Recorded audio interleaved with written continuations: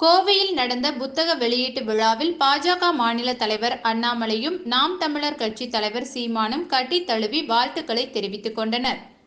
கோவை ராமநாதபுரம் பகுதியைச் சேர்ந்த பிரபல மருத்துவர் ஜெம் பழனிவேலுவின் சுயசரிதை நூலான கட்ஸ் வெளியீட்டு விழா கோவை நீலாம்பூர் பகுதியில் உள்ள தனியார் நட்சத்திர விடுதியில் நடைபெற்றது.